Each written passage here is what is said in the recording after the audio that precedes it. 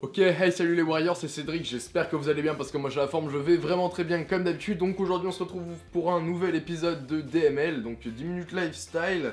Donc je réponds à vos questions comme d'habitude. La première question c'est je veux aller courir mais il fait pas beau. Du coup la personne fait du tapis de course à la salle et veut savoir si est-ce que c'est bien, est-ce que c'est un vrai équivalent de la course à pied. Ensuite deuxième question c'est une fois dans mon lit je n'arrive pas à dormir. C'est aussi bête et simple que ça, donc on verra des petites astuces pour s'endormir plus rapidement. Et enfin la troisième et dernière question, la question du titre de la vidéo c'est je fais du sport mais je mange souvent McDo donc j'arrive pas à maigrir, qu'est-ce qu'il faut faire? Voilà, donc ça c'est le petit sommaire des questions de ce DML. On va commencer tout de suite par la première question qui est je veux aller courir souvent mais quand il fait pas beau, du coup je fais du tapis de course à la salle, est-ce que c'est bien? Alors le tapis de course, il y a un seul un seul avantage du tapis de course, le reste vraiment je vous déconseille de faire du tapis de course, c'est pas dangereux mais c'est pas vraiment très efficace. Le seul fait pour lequel c'est intéressant de faire du tapis de course, c'est que par rapport à quand tu fais de la course à pied classique, eh ben là tu vas vraiment pouvoir garder ton allure, une allure constante, parce que tu peux régler tout simplement sur ton tapis l'allure de ton tapis, quoi, l'allure de ta course. Donc par rapport à une course classique où tu vas à l'allure selon laquelle tu te sens plus ou moins fatigué, il se peut que tu ralentisses sans vraiment que tu t'en rendes compte. Alors que là vraiment le tapis de course, c'est vrai que si tu mets 11 km/h, bah tu vas rester à 11 km/h et tu vas pas ralentir. Donc ça, c'est le seul avantage en fait vraiment que je trouve au tapis de course.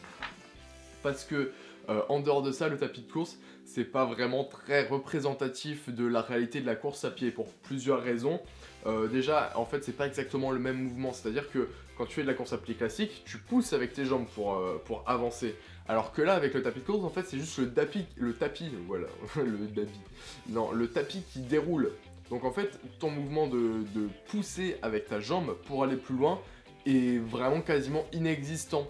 Donc tu enlèves une vraie partie musculaire à la course à pied qui est pourtant vraiment hyper intéressante et du coup elle est complètement supprimée par le tapis de course. Donc musculairement c'est vraiment pas intéressant le tapis de course, ça reproduit pas vraiment bien l'effort musculaire que représente la course à pied. Et ensuite, c'est un peu embêtant parfois parce que tu transpires hein, à la salle beaucoup plus facilement que quand tu fais la course à pied dehors. Parce que tout simplement, tu es dans une salle, il fait plus chaud, tu as moins le vent hein, qui vient t'essuyer ta transpiration. Donc c'est un peu plus chiant, hein, c'est mon point de vue personnel. Et aussi, il y a le fait qu'il n'y a pas du tout la prise en compte du fait que quand tu cours, bah, tu as une résistance par rapport à l'air. Donc quand tu cours, il y a quand même l'air qui te freine.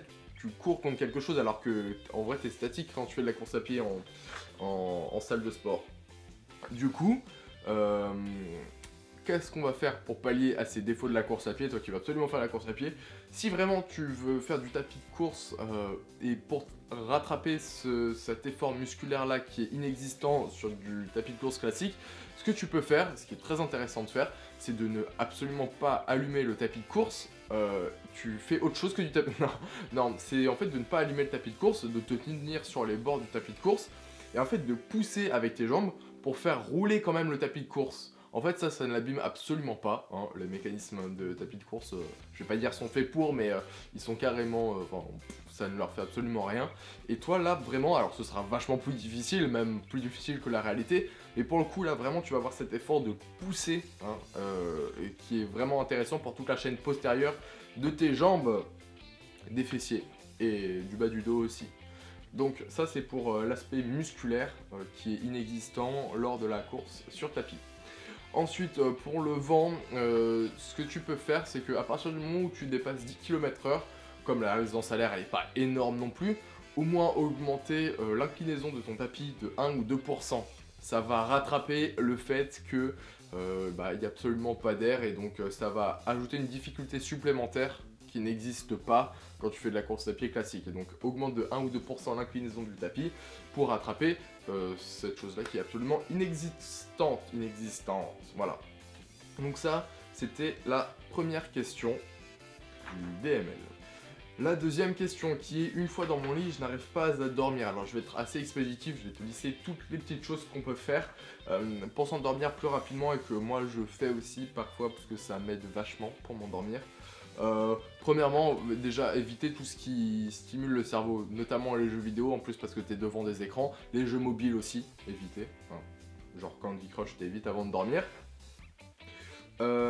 Ensuite, lire un livre plutôt qu'être sur les réseaux sociaux, c'est encore une histoire d'écran, hein. Vraiment, ça... je vais pas rentrer dans le détail, mais en fait, le fait d'avoir des écrans, notamment de la lumière bleue qui est émise par les écrans, ça... je vais pas dire ça active, mais en fait ça empêche certaines zones du cerveau d'envoyer le message comme quoi faut que tu t'endormes. Du coup, ça fait que tu t'endors pas. Voilà, et en plus ça abîme les yeux. Donc voilà, lis quelque chose, je sais pas, lis sur la muscu, hein, bah déjà tu vas apprendre vachement plus de choses et tu seras vachement plus intelligent aussi, ça te rendra plus intelligent. Donc lire plutôt qu'aller sur les réseaux sociaux. Aussi, ouais, il y a énormément de ça, moi ça m'a vachement aidé. Vraiment, moi quand je dors, j'ai besoin que ma pièce, elle soit froide. Souvent, la chambre est un endroit où il fait chaud, parce qu'on y reste comme ça et que bah, on émet de la chaleur quand même. Donc aérer sa chambre 10-15 minutes avant d'aller s'endormir et faire en sorte qu'il n'y ait pas trop d'irradiateur pour que la température de la chambre soit un peu plus fraîche que dans le reste de la maison. Ça facilite l'endormissement, ça aussi encore c'est un principe physique de notre corps qui réduit la température corporelle quand tu t'endors. Voilà. Ouais, voilà, c'est tout ce que j'avais à dire sur ce point-là. Ensuite, se mettre vraiment dans le noir, moi j'ai remarqué énormément, en fait quand j'arrivais pas à dormir, du coup tu ouvres les yeux, parce que t'arrives pas à dormir, mais en fait tu remarques qu'il y a toujours des petites lumières, je sais pas, une petite goupillotte ou je sais pas, un truc, je sais pas, une prise électrique qui est encore allumée, je sais pas, une multiprise, des petits trucs comme ça, le fait que les volets soient pas complètement fermés, du coup t'as quand même la lumière de la nuit et des lampadaires dehors qui vient, et vraiment, mine de rien, ça personnellement ça m'empêchait vachement de dormir. Du coup maintenant vraiment je me mets dans le noir total, c'est-à-dire que quand j'ouvre les yeux je ne vois absolument rien et ça m'aide vachement. Donc je te conseille de faire ça aussi. Aussi ce que je peux te conseiller c'est tout simplement de faire du sport parce que ça va te fatiguer et que physiquement encore une fois quand le corps fait du sport il sent qu'il a besoin de plus récupérer, il a besoin de plus de sommeil par extension et du coup ce sera plus facile de t'endormir parce que ton corps en aura vraiment besoin. Encore une fois, bah voilà, ça c'est tout ce que j'avais à dire. Petite précision, j'ai fait une vidéo sur le sommeil qui se trouve en description. Alors, elle date un peu, j'avais un peu plus un visage d'enfant, mais les principes sont les mêmes. Je disais déjà des choses à peu près intelligentes à l'époque. Donc non, les principes sont les mêmes. Du coup, tu peux aller la regarder. Et là, je donne encore d'autres astuces et j'explique le fonctionnement du sommeil aussi. Voilà, donc ça c'était pour la deuxième question. Enfin on arrive à la question du titre de la vidéo, c'est je fais du sport mais mange souvent au McDo, fast food, donc j'arrive pas à maigrir, qu'est-ce qu'il faut faire? Alors là, encore une fois je vais être un peu expéditif, théoriquement le mieux c'est vraiment d'arrêter les fast food et de manger proprement. Maintenant, c'est vrai que c'est pas facile d'arrêter une mauvaise habitude alimentaire du jour au lendemain. Du coup, un premier pas vers la guérison, si tu te sens obligé d'aller manger McDo au moins 3 fois par semaine comme c'était dans ton message, il y a quelque chose qui va déjà radicalement aider, c'est vraiment quand tu vas au McDo, arrêter de prendre un soda. Au lieu de prendre un soda, un coca, un Fanta ou ce que tu veux, tu prends une bouteille d'eau. Tout simplement. Et déjà, tu vas t'enlever beaucoup de calories si c'est du coca qui n'est pas light. Et encore, hein, tout ce qui est aspartame et édulcorant, il y a énormément d'édulcorants. Ils ont fait des recherches qui en fait finalement te donnent plus de gras que du sucre classique. Mais encore une fois, c'est une question de dose. Mais un soda, de toute façon, c'est vraiment très mauvais pour la santé. Donc premièrement, arrête, ne serait-ce que pour ta santé. Et ensuite, parce que ce sont des sucres très rapides qui sont contenus dans les sodas. Et quand tu te mets du sucre rapide avec une quantité de nourriture comme des burgers quand tu vas au McDo, eh ben en fait ça te fait un pic d'insuline et en fait tout ce que tu ingurgites, ça se transforme beaucoup plus facilement en gras que si tu n'avais pas ce soda là. Donc le fait de boire de l'eau, en plus l'eau ça a plein de propriétés intéressantes mais bon c'est de l'eau quoi, et ben tout simplement ça va déjà faire un premier pas et empêcher une prise de graisse supplémentaire que tu n'aurais pas eu si tu n'y avais pas pris ces sodas là. Donc déjà enlève les sodas et au fur et à mesure réduis le nombre de fois où tu vas au McDo dans la semaine pour finalement arriver à un résultat qui est de manger sain tout simplement. Voilà, donc j'ai répondu aux 3 questions du DML. Au passage, le vlog du salon du fitness arrive très bientôt. Je pense ce dimanche-là, normalement là, la vidéo va sortir mercredi, donc ce dimanche-là ou celui d'après.